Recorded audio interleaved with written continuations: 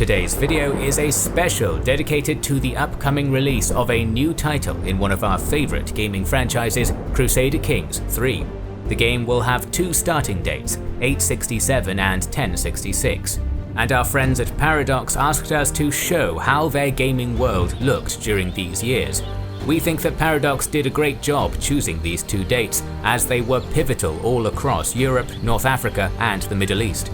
Crusader Kings is such a massive game.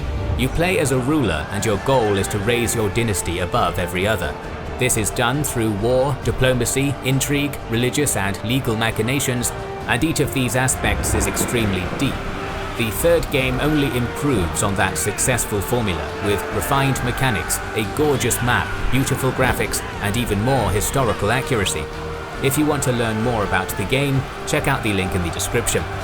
Welcome to our broad overview of Afro-Eurasia during the year 867, as well as the kingdoms, their rulers, conflicts, faiths, and rivalries which defined the age, shaping the coming medieval world from Britain to Baghdad. By the middle of the 9th century, a diverse array of religions existed throughout the entire world, but two in particular held sway over much of the world. Christianity and Islam divided most of Europe from most of the Near East, with notable exceptions in Spain, where the Umayyad remnant governed most of the peninsula, and Anatolia, where the Eastern Roman Empire still tenaciously held onto their lands. However, this dichotomy of two unified faiths in diametric opposition to one another paints a picture which is both overly simplistic and hugely inaccurate. 867 was, both politically and religiously, an era of fragmentation, warfare, and political intrigue between and within larger factions. We shall begin examining this higher level of complexity by zooming in on the westernmost of territories to hold the Roman Catholic faith, Britain. Decades of continuous raiding at the hands of Norse chieftains and sea kings culminated in the arrival of the so-called Great Heathen Army under Ragnar Lothbrok's Viking sons in 865, an attack which changed the situation for the Anglo-Saxon kingdoms entirely. Northumbria, divided by dynastic strife, had already fallen to the invaders, while East Anglia and Mercia were too weak to resist. Only the strongest of the kingdoms, Wessex, ruled by Ethelred I and his able brother Alfred, was ready to resist the northern pagans. To the north, Britons and Picts divided modern Scotland, with the former dominating the southwest portion. Many petty kings ruled the area, the kingdoms of Strathclyde and Alba most prominent among them, while Orkney, the Shetlands and the Hebrides were already under the control of the Norwegian Vikings. Despite the Anglo-Saxon onslaught of the previous centuries, the Britons still held on in Wales and Cornwall. The region was divided into at least 10 kingdoms, most notably Powys and Gwynedd. Similar to Wales and Scotland, Ireland had a number of petty kings. Norwegian Vikings were able to get a foothold on the island by forming a kingdom in Dublin. Across the Channel, Middle Francia, a successor kingdom of Charlemagne's previously unified empire, fractured for a second time following the death of his grandson Lothar I in 855. The imperial crown and lands in northern Italy were inherited by Lothar's eldest son Louis II, while the remainder, known as Lotharingia, became the domain of Lothar II. In the west, a West Frankian realm that would eventually mature into the Kingdom of France was ruled by Charles the Bald from Paris, a great city which only 2 decades earlier had suffered its own major Viking raid. If the Norse problem wasn't bad enough, independent lords in Brittany and Aquitaine were slicing away pieces of Gaul for their own domains. Another of Charlemagne's grandsons, Louis the German, took East Francia as his own domain, the future Holy Roman Empire.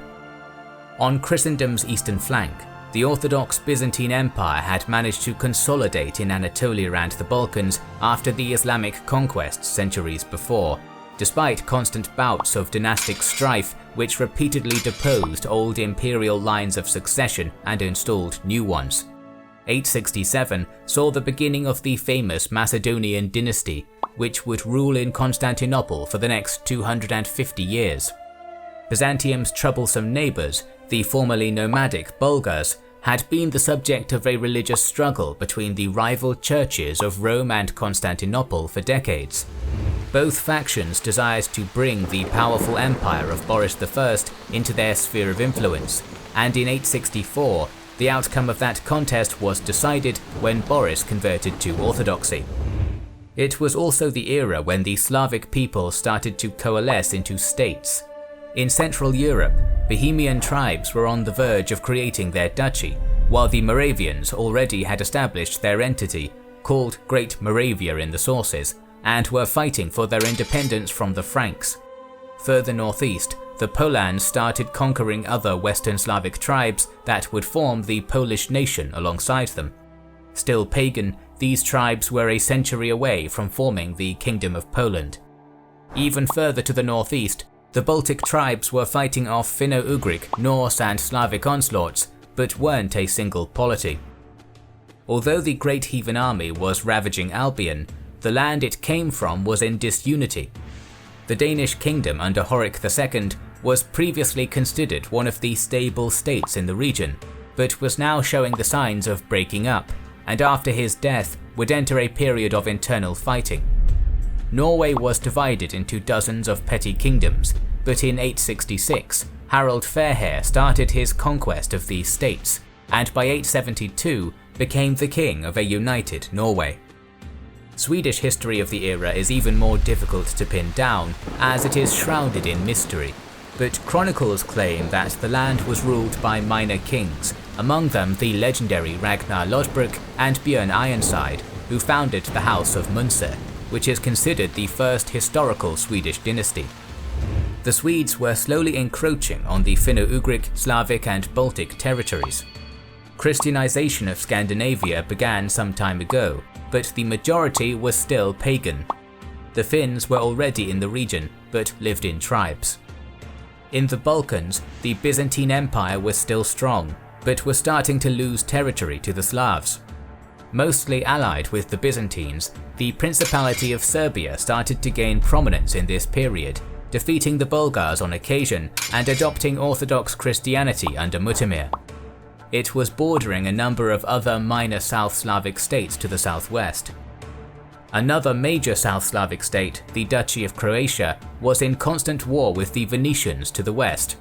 Their brethren to the north ruled the Duchy of Pannonia, which was under the vassalage of the East Franks.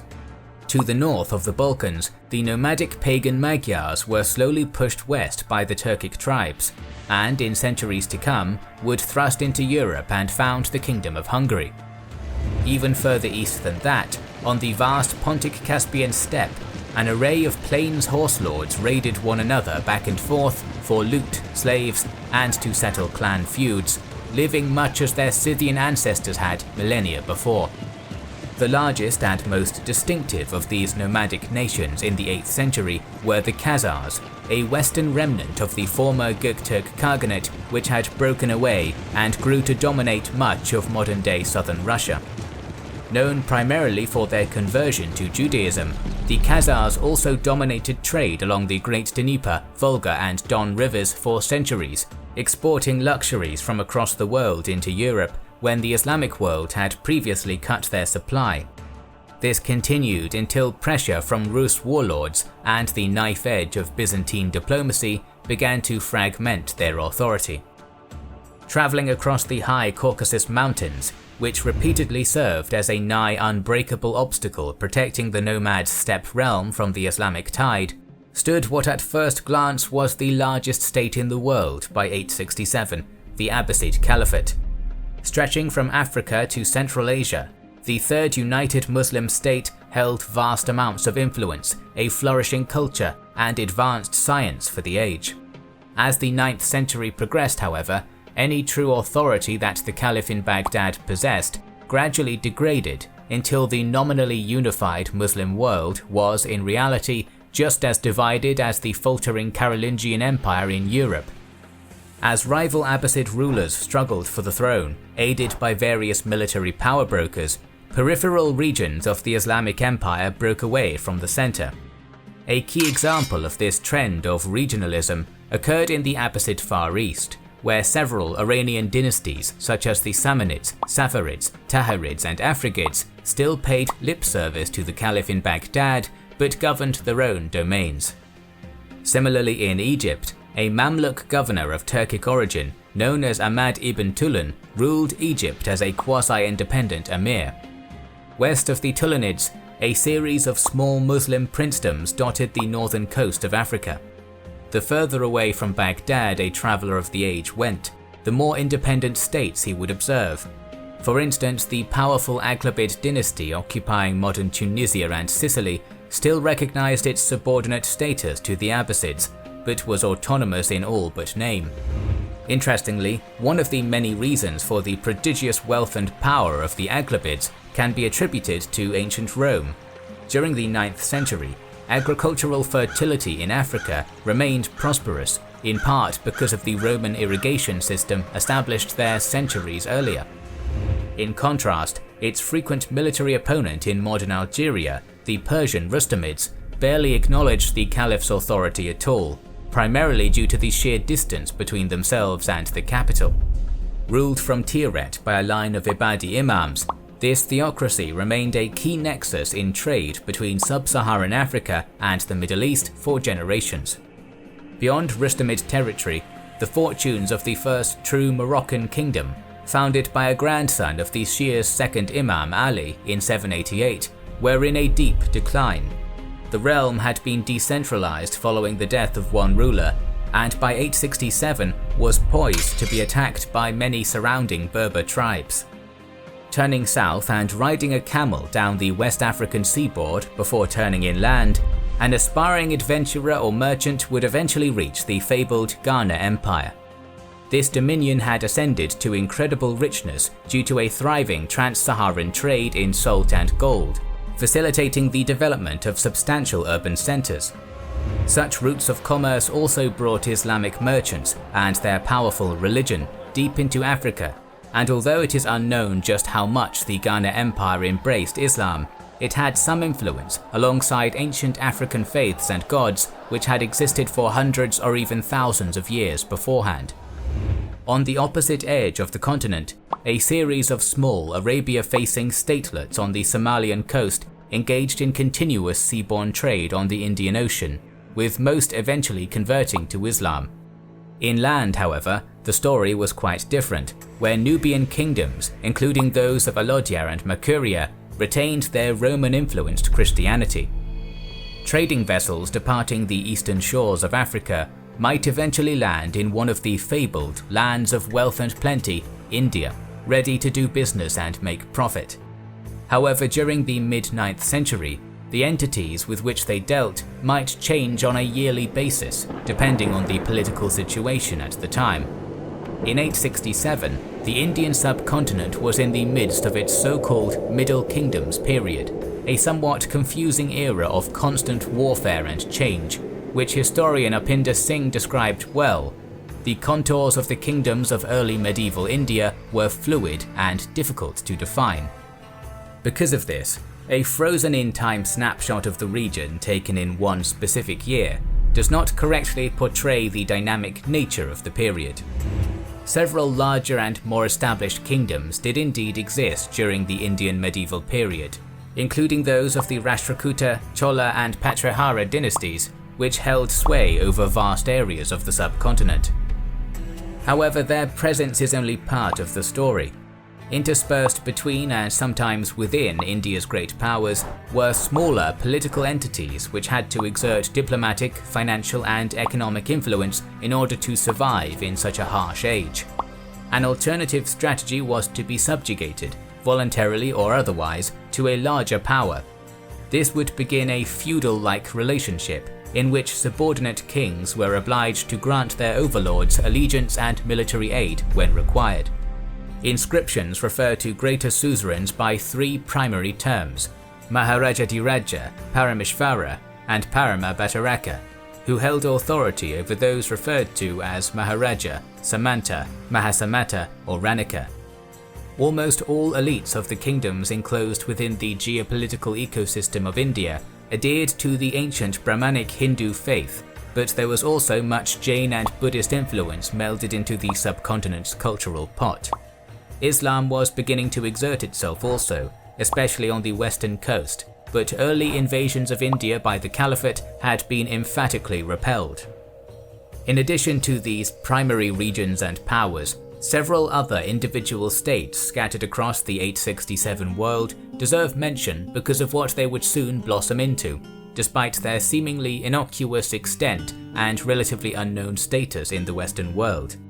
Dangerously sandwiched between the Abbasids' Persian splinter feudatories and Hindu Shahid territories were the Ghurids. Initially a Buddhist clan ruling only a small area of Central Asia, the Ghurids would, over the course of several centuries, convert to Islam and take everything in their way until they controlled an empire stretching from the Caspian Sea to the Bay of Bengal. Straddling the northeastern coast of the Caspian Sea was a small nomadic khanate of Islamized Turkic peoples known to history as the Oghuz Yabgu state. Having migrated from the Mongolian plateau following a period of strife on the steppe, they were notable for what they would spawn in the future.